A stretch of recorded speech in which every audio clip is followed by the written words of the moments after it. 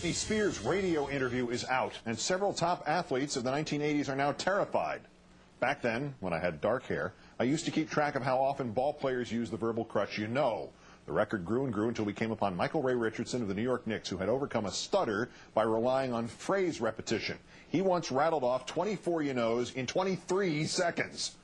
Our number 2 story in the countdown, keeping tabs. If for a moment you wondered why Kevin Federline wanted all of Britney Spears' depositions not just transcribed but videotaped, listen to her visit with Ryan Seacrest. Good morning, Britney. Sorry to wake you up. It's okay. How much does that overwhelming coverage actually get to you and bother you? The coverage of it? I try not to let it get to me. You know, people talk and they say what they want at the end of the day, you know, in the tabloids and, you know, the magazines. And you just try to keep doing what you do. And, like, you know, and as long as you know what's up and you know it's true, that's, you know, all that really matters, you know. It's sad, you know, how cruel our world can be. But at the end of the day, like I said, you know, you just got to know in your heart that, you know, you're doing the best that you can. And, you know, that's basically it. And do you feel like you're doing everything you can for your kids? What? Do you feel like you're doing everything you can for your kids? Oh, God, yeah. Yeah. And how often will you see them? That's like all in the court, like stuff like that. My lawyers know all that stuff. 10 in 32 seconds, a celebrity record for, you know, perhaps, but not even wind-aided athletes regularly produce them at a clip of 1 every 2 seconds or worse. Plus, one of those you-knows was grammatically correct. What the heck, man? Another example of verbal self-destruction, the separation of Heather Mills from Sir Paul McCartney, which turned ugly a long time ago. Now it's turning into Mills versus the tabloids, a series of interviews so emotionally overwrought that her public relations firm dropped her as a client. Mills castigates her husband for not defending her, says she knew she'd be crucified if she tried to divorce him, says somebody's trying to kill her, and blamed the tabloids, pushing her to the brink. They've called me a whore, a gold digger, a fantasist, a liar, the most unbelievably hurtful things, and I've stayed quiet for my daughter. But my daughter, we've had death threats. I've been close to suicide. So upset about this.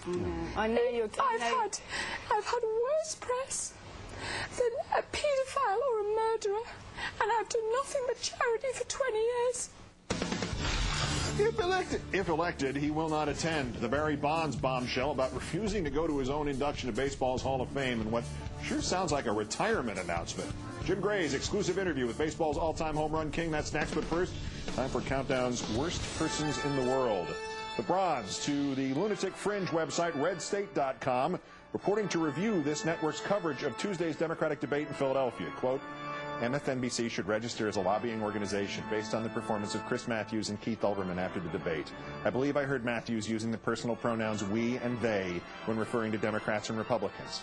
Olbermann is just way out of his league, to be kind. Yeah, one problem, Red. I wasn't on the air after the debate.